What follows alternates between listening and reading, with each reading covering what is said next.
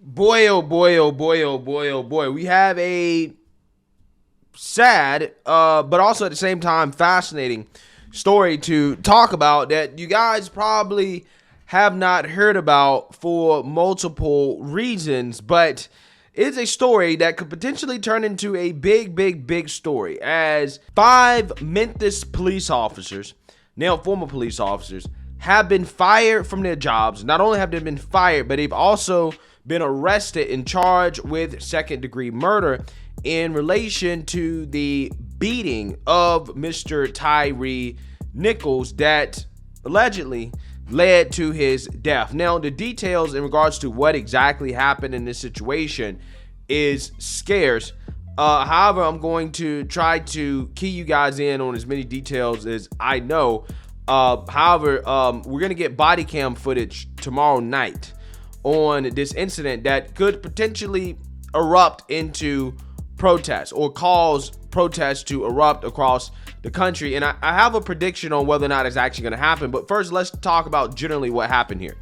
Apparently, Mr. Tyre Nichols was pulled over in Memphis on suspicion of reckless driving.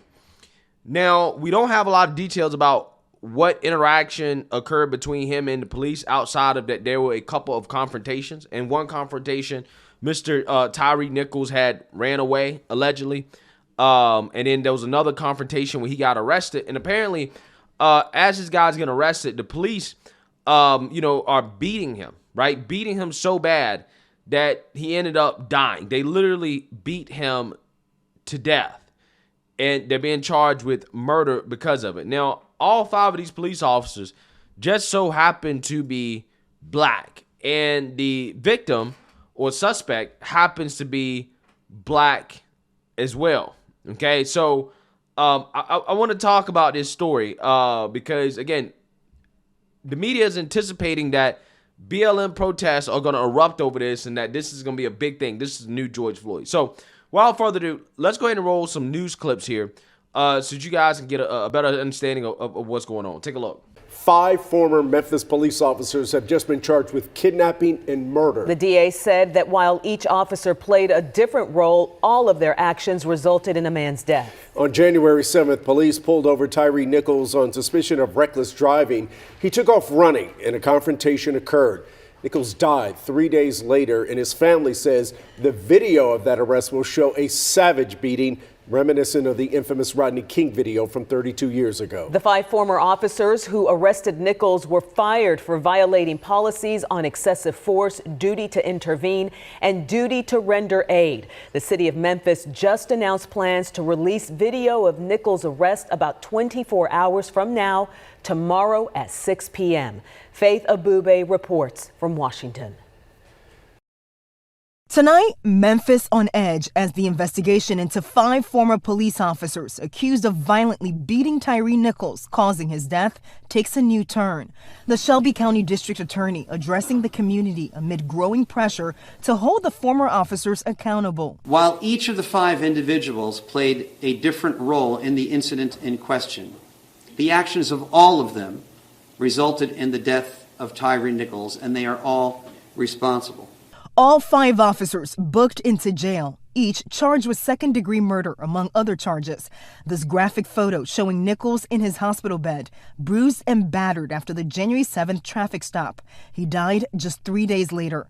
A family attorney claims police body cam footage shows the officers beat Nichols nonstop for 3 minutes, kicked him, pepper sprayed him, and tased him as he cried, "What did I do?" Once the video started and I heard my son's voice, I lost it. I couldn't stay in the room because all I heard him say was, "What did I do?" All 5 officers and the victim are African-American men. The officers were already fired before being charged. Memphis police say the body cam video will be released. Overnight, Police Chief C.J. Davis bracing the public for what that video shows. This incident was heinous, reckless, and inhumane. And in the vein of transparency, when the video is released in the coming days, you will see this for yourselves. And law enforcement sources tell ABC News that Memphis city officials and police were expecting demonstrators to take to the streets once the video is released. Now, some of the police leaders themselves have privately compared the video to the 1991 brutal LAPD beating of Rodney King. They are now hoping that any protests in this case will remain peaceful. In Washington, Faith Abube, ABC News. Yeah, so you seen that, you heard that. Now, here's the thing. I don't think that this story is as cut and dry as the media is making it out to be in regards to, oh, this guy wasn't doing anything. The police just beat him up for no reason. Now, that's not an excuse for the police to beat him to death, okay? But when you hear the part about the story where he ran away and then you don't hear anything else and you hear, well, there was just a confrontation, probably means that the guy was trying to fight the police, okay? And you know, hey, bad things happen when you try to fight foul police. Again, I don't know. The body cam footage hasn't been released, but I'm just saying, based on how we've seen the media tell stories about police interactions, for example, the police interaction with the alleged cousin of BLM founder Patrice Cullors. You guys remember the LAPD? The media completely left out parts in the story about how the police literally begged this man to chill out. Gave him plenty of time to comply until the guy started running away. And at that point, police had to do what they had to do. Okay? So I don't trust the media in their account of what happened here. But I will say, the police themselves, the police investigating themselves, allegedly, this video is so bad that, again, these officers were fired and charged with second-degree murder. Okay? So the video is probably pretty bad. Okay? It's probably pretty bad. And when this body cam footage actually comes out, it is expected that BLM and the woke revolutionaries are going to come out in full force. I mean, they're comparing this to George Floyd. Again, you have police departments across the country that are concerned about the reaction to this body cam footage because allegedly it's that bad. Take a look. Isn't just in Memphis. New here at 6 o'clock, WBZ's Christina Hager shows us what police here are doing to get ready for the possibility of protests. This is what happened in Boston more than 2 years ago after George Floyd was murdered at the hands of a Minneapolis police officer. Here are the charges. Now Memphis officials announced plans to release video Friday night. 5 former officers there facing murder charges in the alleged beating of 29-year-old Tyre Nichols, who died 3 days later. I've seen the video, and as DA Mulroy stated, you will too. In a word, it's absolutely appalling.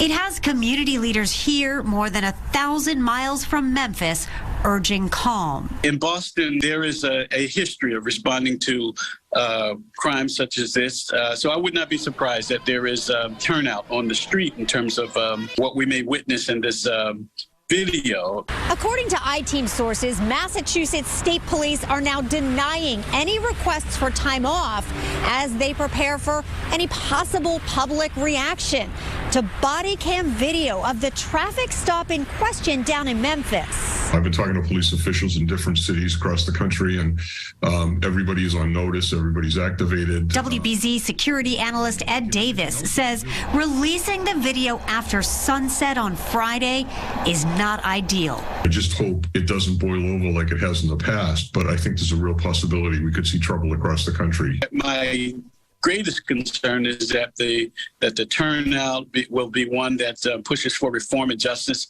and that we will turn out in ways that are loving and that are empathetic. That would be nothing new for Boston. Calls for peace in uncertain times. Christina Hager, WBZ News. Yeah, so I'm going to tell you guys straight up. I don't think we're going to see much of anything in reaction to this body cam footage, even if it is terrible. Now, I could be wrong, okay? I hope I'm right, right? But I could be wrong. I very well could be wrong. I don't think we're going to see much of anything in response to this. We might see one day of people, you know, go out and they, you know, protest, whatever. But it's not going to be a George Floyd type response. It's just not going to be. And the reason why is because this doesn't fit the narrative, right? Again, there's no doubt in my mind that the video is extremely bad, okay? Because it would have to be in order for them to cover this story in the first place, because, you know, they really don't want to cover black on black crime.